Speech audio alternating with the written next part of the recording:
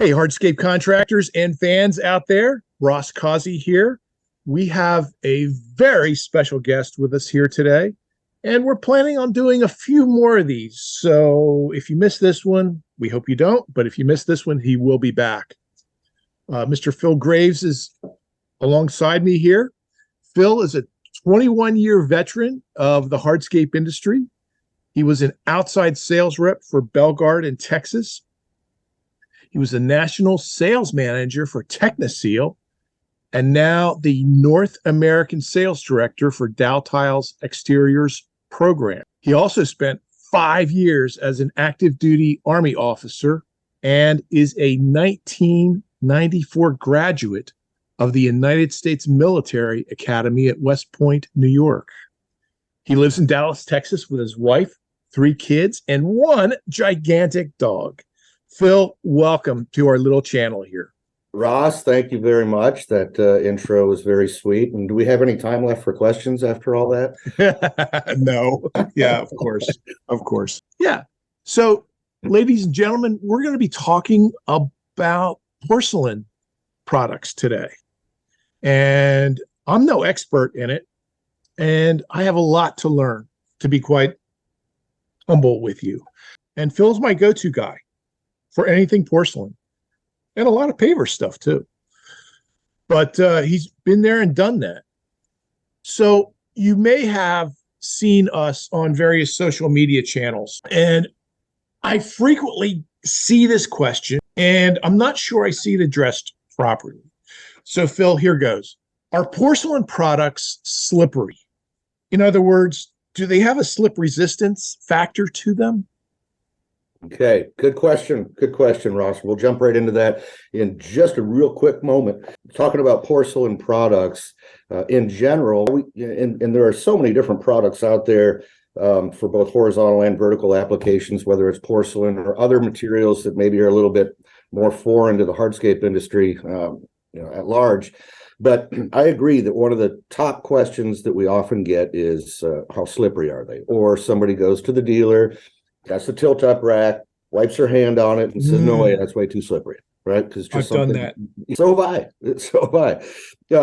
It's, for better or worse, it's not the way to go. So are they slippery? Maybe, right? The answer is maybe, but not all of them. In the tile world right now, there are a lot of importers, right? And a lot of importers that are trying to capitalize on this little bit of a hot streak that 2CM porcelain pavers have been on in the hardscape world. In the United States, we have an industry association called the TCNA, the Tile Council of North America, and that's more of a manufacturers association. So the member companies basically are the ones that produce porcelain and ceramic products. And in that case, yes, there are standards in the industry that is measured by a little robot, and it's like a little car. It's not like a little humanoid or anything walking around, but a little car that goes over the surface of the tile when it's dry, when it's wet, and then when it's wet and soapy. And after that, you determine what use is that product suitable for. So in order to be good for a commercial shower pan, it has to be over a dynamic coefficient of friction, which is just a measure of a couple of different characteristics, but we typically call it DCOF for short. So it has to be over a DCOF of 0.42. Now, when you go outside in a commercial wet application, so like a hotel swimming pool or apartment swimming pool, the recommendation from Daltile is over 0.6. From ANSI, I believe we've settled on 0.55. And then if you go up a ramp, it goes to 0.65 and so on and so forth. But basically, all of the tiles that you're going to see have testing associated with them that you can look up. Now, in the U.S., it's always going to be DCOF. In Europe, it's going to be R something, and most of them are promoting R11, but that doesn't actually meet 0.6 in the U.S. So all that is to say, residentially, not really a standard. As everybody knows, slippery travertine, very thick film-forming sealers on a cure and seal, for like a poured concrete and stamped. That can get really slippery, but commercially, there are standards, and it's important to know if you're bidding commercial work. And then, of course, on the other hand, residentially, safety is important. And although there may not be standards, we're a lot happier to sue each other in the U.S. So, it's important to know what those standards are and where does that particular product fall on those standards. So hopefully that wasn't too confusing or wordy, but Ross, is there anything that maybe you can help me chop it down a little bit? I have a couple questions. So, as a manufacturer, you can provide contractors like me with documents that we can provide to our homeowners or commercial clients so that it will give specifications, so to speak, about the slip resistance of the Yeah. particular product, Yeah. whether it's at a poolside or a oh, you posted one the other day. I forget what group it was on. It was in social media. It had that wood grain front. Had Yeah. even Steve Jones had noted what graceful curves it Hmm. had to it. So that's a typical residential installation. Right. And if I can find it, I'll put a link to it down here in the comments below too.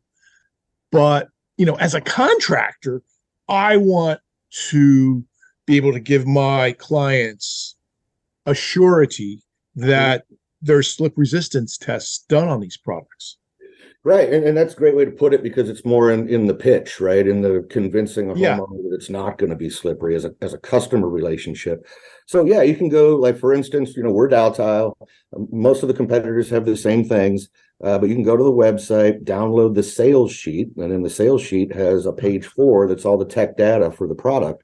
And you can say, this is the number that makes it suitable for a commercial, hotel swimming pool, for instance. So if they have their faith and trust in the product in a commercial application where people can get litigious really fast, then that should be enough to convince a homeowner that it's going to be okay too. Oh, wow. Great. Good. Okay.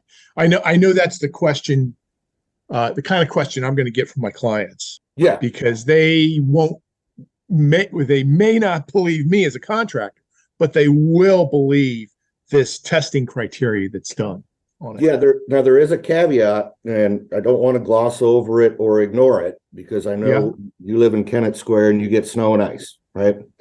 So one of the performance characteristics of a quality 2cm porcelain paver is it basically doesn't absorb anything into the material, right? So when you have winter weather, snow, wintry mix, slush, whatever it happens to be, that's going to sit on top of the porcelain and not sort of soak in and melt very well. So in that case, it is definitely more slippery than a rougher material like a concrete paver.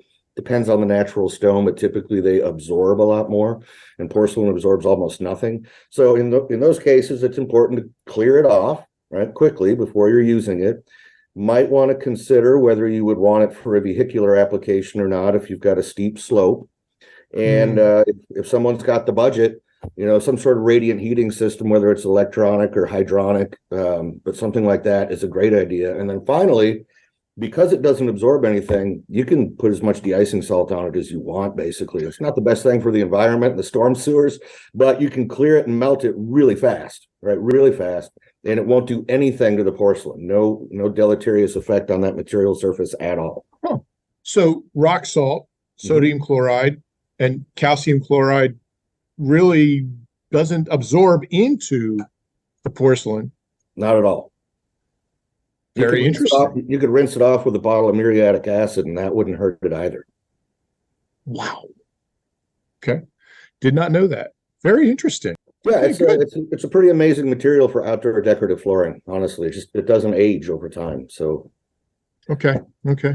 So there's no sun fading. No, I mean UV no, issues with it.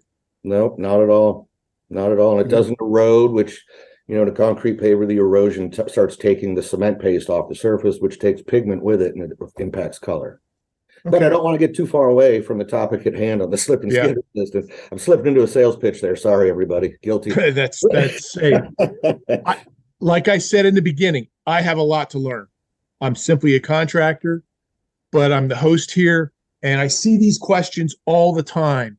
So we're going to have a couple more interviews like this, Phil. So people, put down in the comments below the questions that you want to see answered about any of these porcelain products, because this gentleman can take care of that for you. He can answer it. And if he can't, he'll find out. I know it. So hey, that's about it for now. Thank Perfect. you for tuning in today. Whether you're watching on YouTube or any of the social media channels that we're on. Phil, thank you very much for your time today, sir. We appreciate your intelligent, cogent answers.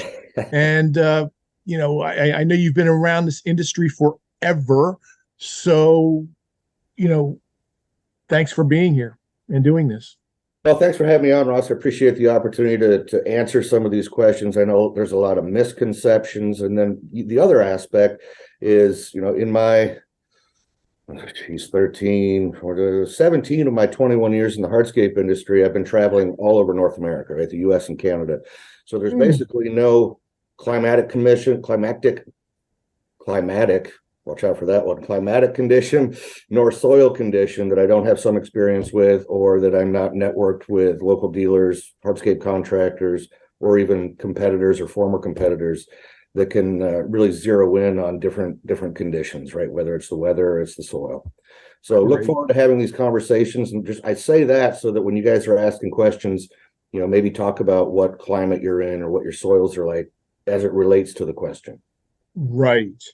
And if it's okay with you, Phil, we'll put your contact information in the comments below so that they can get a hold of you directly too and ask these questions and get some answers. Yes, I am okay with that. The only warning on that one, I'm on the airplane a lot. I've got 600 customer facing people in my own organizations that have my contact information too. So I stay relatively busy. But give it a try. And if I'm not answering the phone, shoot me a text. And I'm pretty good about that. Okay. Very good. All right. Thank you, Ross. Get back to your day. That's right. And make it a productive one, people. So we'll be seeing you again in the future. All right. Ross out for now. Thanks, everybody.